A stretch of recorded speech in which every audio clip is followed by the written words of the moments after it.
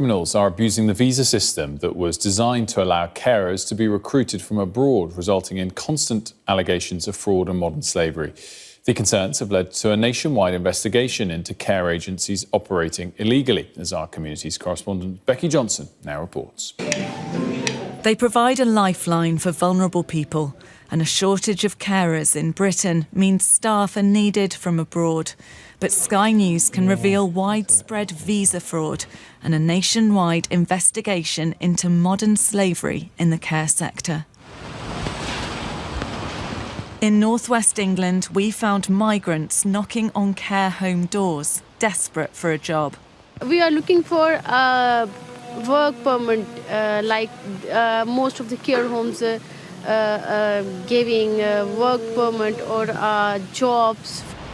Inside, staff didn't want to be identified, but told us they're constantly being contacted by companies they've never heard of, offering them carers.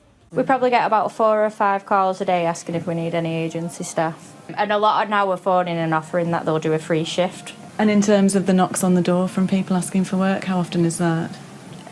2 or 3 times a day, I'd say.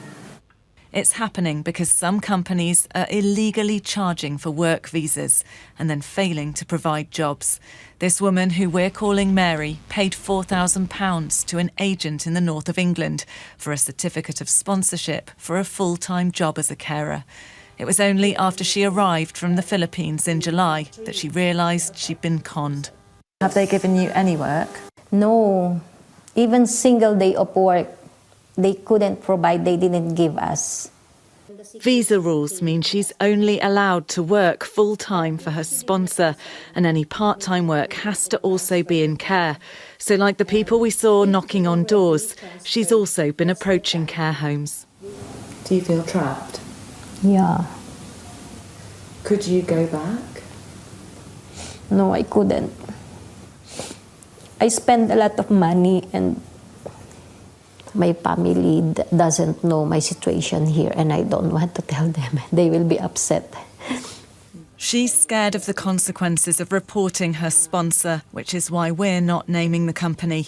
But it's one of several apparently fake agencies set up since February 2022, when the government began allowing carers in on skilled worker visas.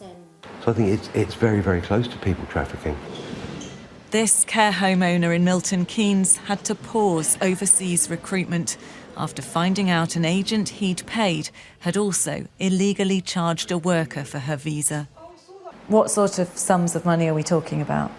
So the recruiter's getting £30,000 to bring somebody over. So actually it's probably more than the transporters are getting for the rubber dinghies coming across the channel.